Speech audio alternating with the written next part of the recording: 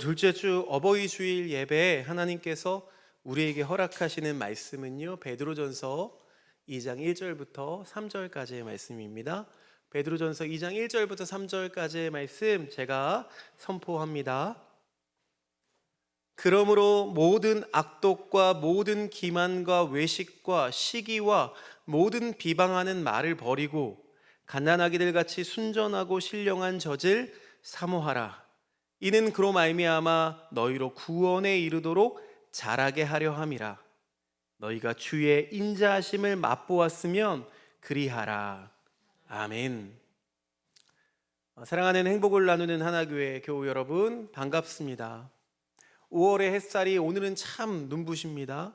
길가에 핀 꽃들도 살랑이는 봄바람도 우리의 마음을 참 설레게 하는 날씨입니다.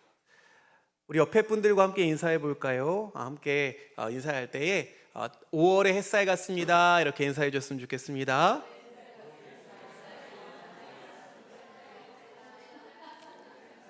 네. 행복하시죠? 우리 부모님들 자녀들한테 뭐 편지도 받고, 그렇죠? 우리 애들은 아직 선물은 안 주고 그 카드랑 이런 것만 주더라고요. 주는데 그냥 그 글씨, 깨알 같은 글씨만 봐도 기쁘고 마음이 이렇게 벅차 오르죠.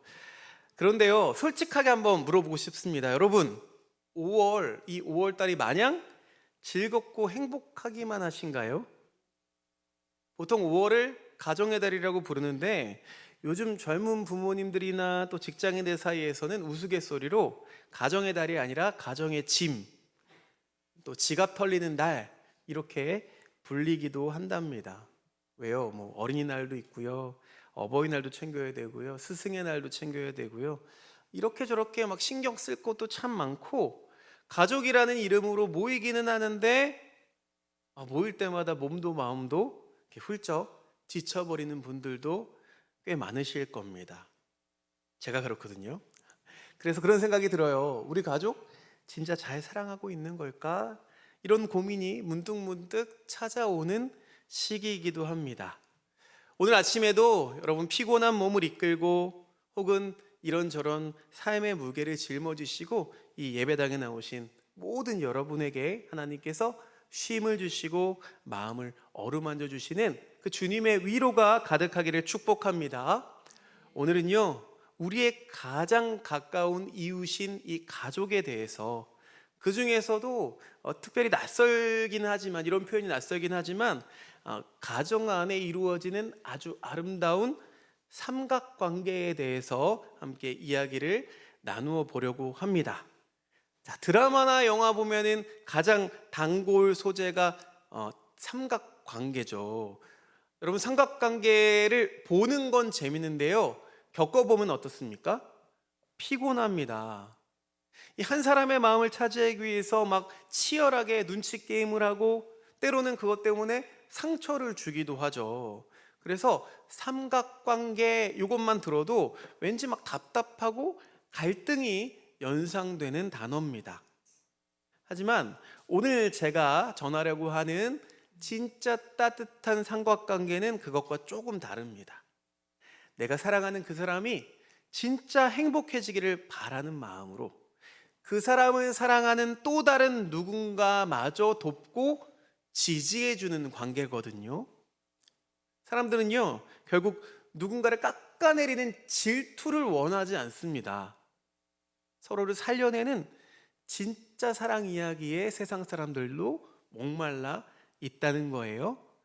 사실 가만히 우리가 들여다보면 우리 가정 안에도 세상에서 가장 강력하고 끈끈한 삼각관계가 숨어 있습니다. 어떤 관계일까요? 바로 하나님, 부모, 자녀, 이 세 대상이 함께 붙어 있는 삼각관계입니다.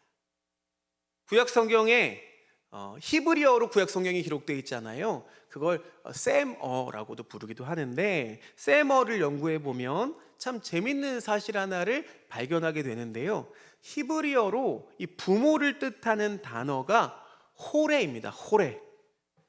그런데 이 단어의 뿌리가 되는 어원이 뭔지 아세요? 활을 쏟아 방향을 가리키다, 가르치다라는 뜻을 가진 야라입니다. 야라. 홀의 야라. 근데 놀랍게도 하나님의 말씀은 뭐라고 부르죠? 히브리어로 토라라고 부르죠. 토라, 홀의 말씀, 부모, 이 말이 어원이 같습니다. 야라에서 왔습니다. 자, 이건 뭘 의미하는 걸까요? 하나님께서 우리들을 부모로 부르신 건 어쩌다 보니까 아이를 낳아서 기르게 된 게 아니라, 성경적으로 이 부모란 말은 내게 맡겨진 이 자녀라는 화살을 세상의 성공의 관역이 아니라 하나님이라는 그 영원한 관역을 향해서 당기는 영적 궁수의 자리에 있다는 말입니다.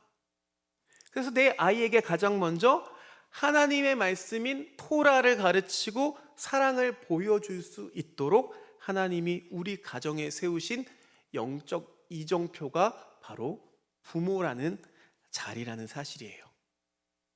자, 이렇게 무거운 사명, 그 사명을 지고 있는 우리들, 그러다 보니까 내 아이를, 또 혹은 우리 부모님을 사랑하려고 하다가 보니까 지치고 한계에 부딪힐 때가 참 많죠.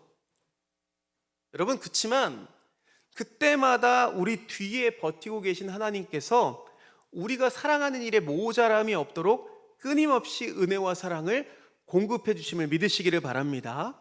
이게 바로 부모, 자녀, 하나님으로 이어지는 아름다운 삼각관계입니다. 그림을 보시면요, 요즘에는 막 AI가 그림도 잘 그려줘요. 그래서 잘 활용하고 있습니다. 우리의 가정을 하나의 이등변 삼각형이라고 생각해 보겠습니다. 여러분, 이등변 삼각형이 가장 안정적인 도형이라는 거 아시나요? 잘 쓰러지지 않거든요. 그래서 텐트 모양이 어때요? 이등변 삼각형으로 되어 있는 경우가 참 많이 있습니다. 무너지지 않는다는 뜻이에요. 그런데 그 맨 위에 꼭지점에는 하나님이 계시고 밑변의 양끝점에는 부모와 자녀, 또 혹은 아직 자녀를 낳지 않는 관계가 있다면 부모와 자녀가 아니라 남편과 아내가 서 있을 수도 있겠죠. 자, 이렇게 거리가 멀어진 밑변의 두 사람이, 이 부모든 자녀든 남편과 아내든, 이 사람들이 서로를 가까이 다가오게 하기 위해서 억지로 끌어당기면 어떻게 될까요? 이등변 삼각형 구조가 무너집니다. 쓰러집니다. 그러니까 억지로 끌어당기면 오히려 상처를 입거나 관계가 어긋나게 되기가 쉽다는 거예요. 그러면 가까워질 수 있는 방법은 뭘까요? 그러면 가까워질 수 있는 방법이 뭘까요?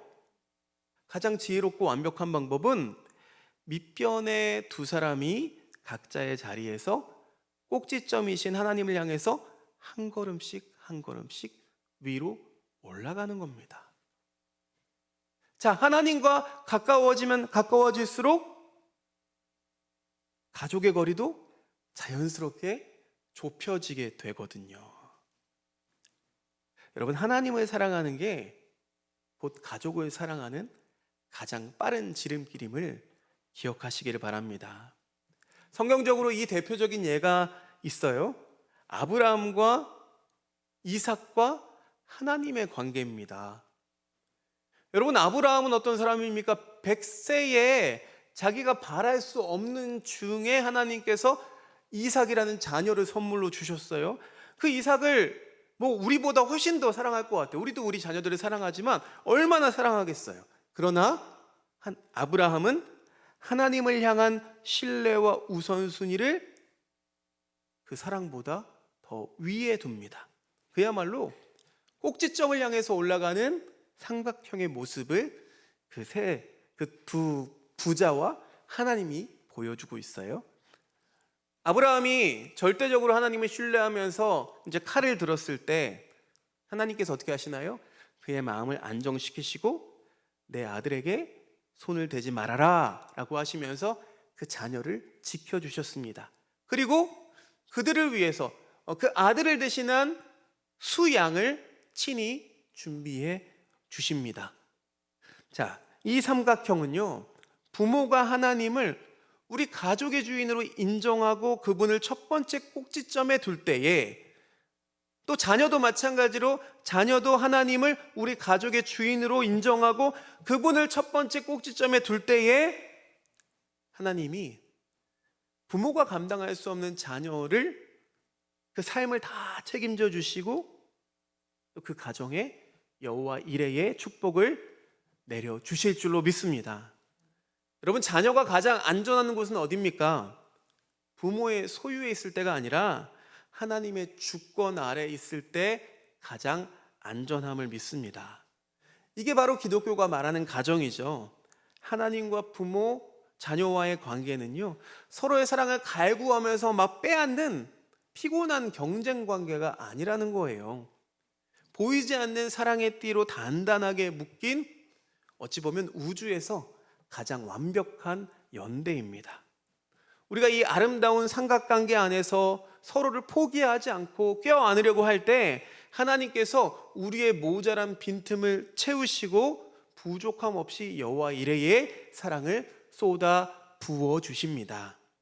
자, 그런데요, 이 아름다운 관계를 유지하기 위해서 우리에게 반드시 필요한 게 있다는 거예요. 오늘 이 베드로 사도가 우리에게 이렇게 권면해 줍니다. 베드로전서 2장 2절 말씀 다시 한번 읽어보겠습니다. 시작.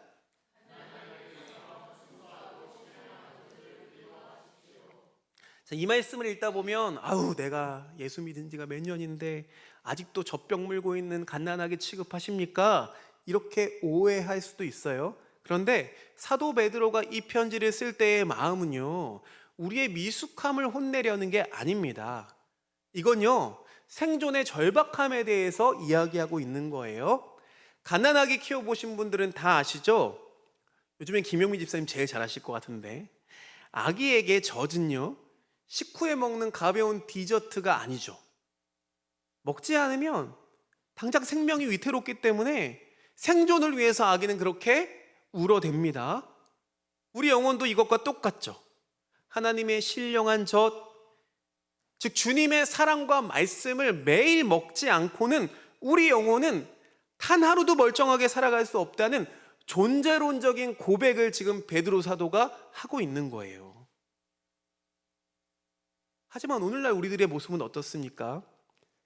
교회 밖의 사람들은 말할 것도 없겠고요, 심지어 예수를 믿는다는 우리 그리스도인들조차 큰 착각 속에 살아갈 때가 많습니다. 주님 말씀은 그냥 주일에 한 번 듣는 것으로 충분한 거죠.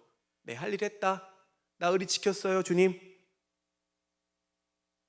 그리고 내 일상을 진짜 든든하게 지켜주는 건 하나님 말씀이 아니라 내 통장의 잔고, 번듯한 직장, SNS의 좋아요 숫자, 아니면 우리가 깔고 사는 부동산이라고 믿고 있습니다. 심지어 그런 세상의 젖이 우리 가정을 먹여 살린다고 착각하죠. 하지만 여러분, 우리 솔직해져 봅시다. 그것들을 아무리 채운다고 한들 여러분, 우리 마음 한구석이 헛헛하고 불안하지 않으십니까? 아니요, 목사님, 저는 그걸 다 받아본 적이 없어서 아직 잘 모르겠습니다 하신 분들이 있을지 모르겠지만, 무언가를 채우려고 하면 계속 헛헛해져요. 아이가 배가 고파서 엉엉 우는데 진짜 우유는 주지 않고 이렇게 공갈적 꼭지만 물려놓은 격이기 때문에 그래요. 당장은요, 아이가 그 빨고 싶은 충동 때문에, 그 욕구 때문에 당장은 그 불안한 마음을 달래주지만 허기를 채울 수는 없거든요. 마찬가지로 우리의 영혼의 허기를 채울 수 없기 때문에 끊임없이 결핍에 시달리고 살아갑니다. 베드로 사도가 그런 모습을 지금 꼬집고 있는 거예요. 그런 우리들을 향해서 그 가짜 젖꼭지를 뱉어내라고 말하고 있는 겁니다. 그러니 여러분, 우리의 불안을 달래주던 그 세상의 공갈 젖꼭지, 그것을 과감히 뱉어내시기를 바랍니다. 우리 영혼을 진짜 살찌우고 우리 가정을 숨쉬게 하는 건 세상의 성취가 아니라 오직 주님의 사랑과 말씀뿐임을 기억하시기를 주님의 이름으로 축원드립니다. 자, 주님의 말씀은요, 이렇게 함께 모여서 예배드리고요, 성경 읽고 기도하면서 먹을 수 있습니다. 그렇다면 주님의 사랑은 도대체 어떻게 해야 배불리 먹을 수가 있는 걸까요? 자, 그걸 할 수 있는 가장 확실한 방법이 있습니다. 그건 바로 내 곁에 있는 사람을 서로 사랑하는 겁니다. 옆 사람 바라보면서 사랑합니다 고백했으면 좋겠습니다. 시작. 여러분, 부모가 자녀를 내 소유물이나 어떤 성적표가 아니라 하나님의 귀한 형상으로 대접하고, 자녀가 또 부모를 엄마 늙었어, 아빠 늙었어, 시대에 뒤떨어져, 이게 아니라 내 삶의 뿌리로 깊이 존중할 때, 여러분, 그 관계의 빈 공간으로 하나님의 벅찬 사랑이 폭포수처럼 쏟아집니다. 그런데 우리는 현실에 자주 부딪히게 되죠. 목사도 그렇거든요. 목사님, 사랑해야 되는 거 누가 모릅니까? 근데 집에 가서 아이 얼굴만 보면, 남편 얼굴만 보면, 또 부모님 하지 말아야 할 소리를 또 들으면, 잔소리만 들으면 5분 만에 화가 나고 속이 뒤집히는데 어떡합니까? 맞아요. 여러분, 우리의 감정은요, 날씨보다 더 변덕스럽거든요. 컨디션이 좋을 때는요, 다 사랑할 수 있을 것 같다가도 내가 피곤하면 심지어 가족의 숨소리조차 거슬리는 게 우리의 솔직한 밑바닥입니다. 그래서 오늘 말씀 3절에 등장하는 이 한 단어를 우리가 마음속에 깊이 새겨야 합니다. 오늘 다른 말씀 다 기억하지 않더라도 이 단어 하나만큼은 여러분 기억하고 가셨으면 좋겠어요. 베드로전서 2장 3절 말씀 함께 읽어보겠습니다. 시작.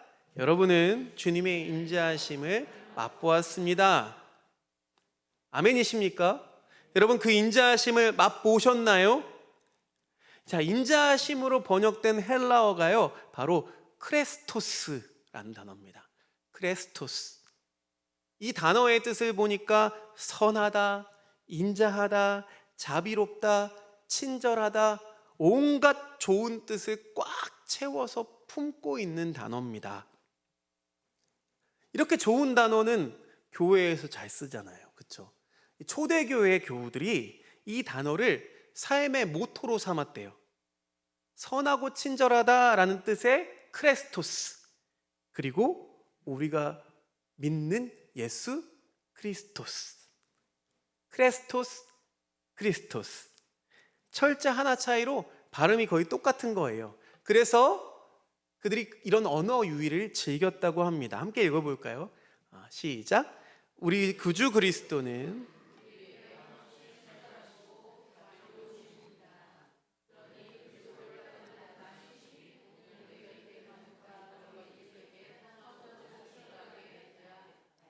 크리스토스니까 크레스토스 하겠다. 여러분, 초기 기독교인들은 우리랑 뭐 달랐나요? 다른 게 있어요? 없어요. 감정에 휘둘리며 사는 건 매한가지입니다. 그런데 그들이 깨달은 위대한 비밀이 있는데, 그게 뭐냐? 사랑은 감정이 아니라 태도라는 겁니다. 그러니까 사랑을 내 기분에 맡겨두는 게 아니라 선하고 자비롭게 대하기로 이들은 의지적으로 선택했다는 거예요. 이 친절함을 내 몸의 습관으로 만들어 버린 겁니다. 여러분, 이 사람들의 친절 습관이요, 빛을 발하는 순간이 찾아옵니다. 로마 제국에요, 2번의 전염병이 창궐했어요. 주 165년경에 안토니우스 전염병이 있었고, 251년경에 키프리안 전염병이 발생했을 때 빛을 발했습니다. 특히 이 키프리안 전염병은요, 이 기록에 묘사한 바에 따르면 골수에서 시작한 열병이 얼굴에 종기로 발효되고, 지속적인 구토 증상, 그리고 창자가 뒤틀리고, 눈에 피가 차고, 입에서는 악취가 났고, 목이 부어 올랐고, 발이나 팔다리 일부가 썩어갔다고 합니다. 학자들은 홍역이다 얘기하는 사람들도 있고, 어떤 사람들은 지금 뭐 에볼라 바이러스와 비슷한 증상을 보인다라고 얘기하는데 확인할 바는 알지 못하겠지만, 이로 인해서 불구가 돼버리거나 또 신체 기능이 저하되니까 걷는 것조차 힘들어지고 들리지가 않고 보이지가 않는 그런 증상들이 나타났다고 해요. 그렇게 며칠간 심각한 고통에 시달리다가는 끝내 임종을 맞이하는 아주 무서운 질병이었습니다. 자, 로마 사회가 겁에 들렸습니다. 공포에 들려서 이렇게 그림에 보시는 것처럼, 들로네의 그림처럼 아픈 사람들을 가족일지라도 길거리에 내버리고 도망친 거예요. 전염될까 봐 무서워서. 그래서 들로네는 이것을 하나님의 심판으로 보고 이렇게 그림을 그린 거죠. 그런데요, 그때 이 기독교인들이 도망치지 않고 이 아픈 사람들을 돌보는 것을 거룩한 습관으로 삼았다는 겁니다. 주님께 받은 인자하심, 그 크리스토스를 세상에 전하는 친절한 통로가 되기로 결단하고 움직였다는 거예요. 여러분, 많은 기독교인들이 이렇게 돌보는 과정에서 감염돼서 목숨을 잃었지만, 이렇게 조건 없이 친절한 이들의 모습은요, 당시 로마 사회에 엄청난 충격을 던져 주었습니다. 살아남은 사람들이 기독교인이 믿는 그 하나님이 진짜 사랑의 하나님이구나, 이걸 깨닫고 교회로 돌아오게 됐고, 초기 교회가 급격히 성장하는데 아주 큰 계기가 되었다는 겁니다. 이렇게 초기 기독교인들에게 이 크레스토스, 친절은 단순히 마음으로 느끼는 감정에 머무는 게 아니라 예수님을 닮아서 우리도 세상에 자비를 베푸는 것, 그게 매일의 삶에서 의도적으로 나타나게 하는 습관이었습니다. 이들의 친절한 습관이 그들을 진정한 그리스도인으로 증명하는 가장 확실한 표식이었다는 거예요. 세상이 줄 수 없는 하나님의 사랑을 가장 강력하게 보여주는 도구가 되었습니다. 자, 이 크레스토스의 습관, 이 묵묵하고 모두에게 칭찬받는 훌륭한 그 모습들, 이 태도가 그럼 가장 절실하게 필요한 곳은 어디일까요? 직장일까요? 동호회일까요? 아니죠. 바로 우리의 가정에 필요합니다. 우리들은 종종 밖에서는 모두에게 칭찬받는 훌륭한 교양인인데, 집 현관문을 열고 들어가는 순간 세상에서 가장 무례한 사람으로 돌변하곤 합니다. 그냥 편하다는 이유로 밖에서는 절대 쓰지 않을 날선 언어를 가족에게 쏟아낼 때도 있습니다.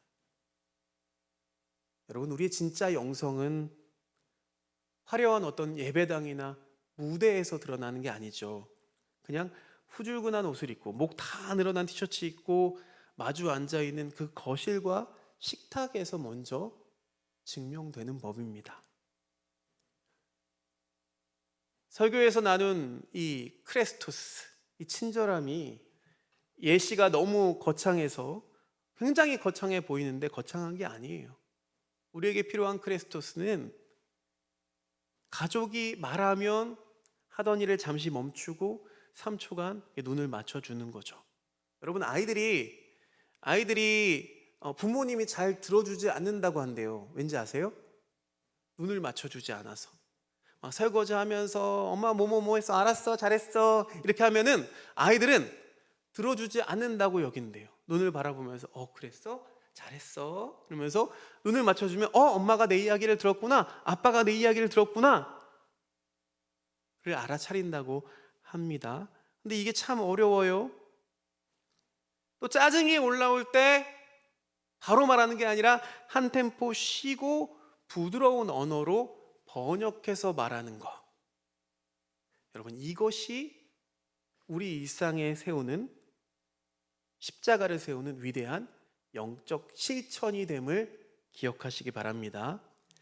유대인의 전통교육에서는요, 부모가 자녀의 소유주가 아니라 하나님께 위탁받은 청지기라고 하죠. 그러니까 부모가 자녀에게 해줄 수 있는 가장 위대한 축복은요, 완벽한 환경을 만들어주는 거, 이거 아니라는 거예요. 빈틈없는 훈계를 하는 거, 이것 또한 아니라는 거예요. 자녀는요, 부모의 앞모습을 보고 자라지 않는답니다. 부모의 뒷모습을 보고 자란대요. 부모의 앞모습은 뭐예요? 앞에서 하는 말들 있잖아요. 잔소리, 훈계, 이거 듣고 자라지 않고요, 부모의 뒷모습, 삶의 태도를 보고 자랍니다. 부모 자신이 팍팍한 현실 속에서도 영적인 젖을 사모하면서 하나님 앞에 무릎 꿇는 모습을 보여줄 때 자녀가 자연스럽게 그 거룩한 습관을 상속받게 된다는 겁니다. 그렇기 때문에 역설적으로 가족 간에야말로 이 크레스토스, 의도적이고 결연한 친절과 자비가 생명처럼 필요합니다. 나는 내 기분 내키는 대로 막 함부로 쏟아내면서 상대방한테는 예수님처럼 무한한 인내를 바라는 거, 이거 도둑심보죠. 그 도둑심보가 우리 모두에게 있다고요. 저에게도 있어요. 여러분, 그리스도인은 어떤 사람입니까? 십자가에서 나를 향해 먼저 그 자비를 베푸신, 크리스토스를 베푸신 그 예수님을 기억하면서 나 역시 나에게 가장 가까운 가족에게 먼저 친절하기로 마음 먹는 사람이 그리스도인입니다. 감정 때문에 막 엑셀레이터를 밟고 싶은 충동이 드는 순간 딱 3초만 크리스토스의 브레이크를 밟으시기를 바랍니다. 그리고 그 날선 언어를 자비의 언어로 부드럽게 번역해 내시기를 바랍니다. 그런 사람이 진짜 그리스도인 아니겠습니까? 사랑하는 행복을 나누는 하나교회 교우 여러분, 말씀을 맺습니다. 오늘 말씀을 들으니까 어버이날에 어버이들 위로해 줄 줄 알았는데 또 마음을 찌르는 말들이 있지요. 저도 그렇습니다. 우린 모두 완벽하지가 않아요. 완벽한 부모, 완벽한 자녀가 세상에 어디 있겠습니까? 여러분, 제가 다시 한번 생각해 보지만 세상에서 미루지 말아야 될 두 가지가 있더라고요. 그게 뭔지 아세요? 신앙과 효도입니다. 때가 있기 때문이죠. 때가 있습니다. 좋은 부모가 되고 싶어서 막 다짐하고 다짐하지만 매일 밤 잠자는 아이 보면서 후회하신 적 많으시죠? 효도하고 싶은데 매번 무뚝뚝하고 짜증 섞인 자녀로 돌아가는 내 모습을 발견하게 됩니다. 하지만 괜찮습니다. 우리의 밑변이 그렇게 연약하고 흔들리기 때문에 우리 꼭지점 되시는 하나님이 필요한 거거든요. 사랑은요, 억지로 상대를 내 쪽으로 이렇게 끌어당기는 게 아닙니다. 밑변에 서 있는 남편과 아내, 또 부모와 자녀가 각자의 자리에서 하나님을 향해서 한 걸음씩 올라가는 거예요. 우리가 하나님과 가까워지면 가까워질수록 우리 가족의 거리는 세상에서 가장 완벽하고 아주 친밀하게 좁혀질 줄로 믿습니다. 오늘 예배를 마치고 또 각자의 집으로 돌아가서 현관문을 여실 텐데 여러분, 그때 하나만 더 기억해 주셨으면 좋겠습니다. 그 현관문은 화려한 교양인의 옷을 벗어던지고 무례해져도 되는 허락의 문이 아닙니다. 여러분, 우리의 현관문은 나의 가장 사랑하는 사람들에게 이 크리스토스, 친절과 자비를 증명해내는 가장 거룩한 선교지의 입구임을 기억했으면 좋겠습니다. 그래서 이번 한 주간도 우리 행복을 나누는 하나교회의 가정마다 이 놀라운 은혜의 삼각형, 아름다운 사랑의 기하학이 그려지기를 소망합니다. 서로의 모난 부분은 자비로 덮어주고 세상에 공갈 젖꼭지 말고 하나님의 말씀과 사랑을 넉넉히 나누어 먹는, 신령한 젖을 나누어 먹는 이 영혼의 풍요가 여러분의 거실과 또 여러분의 식탁 위에 넘쳐나시기를 주님의 이름으로 간절히 축복합니다. 하나님,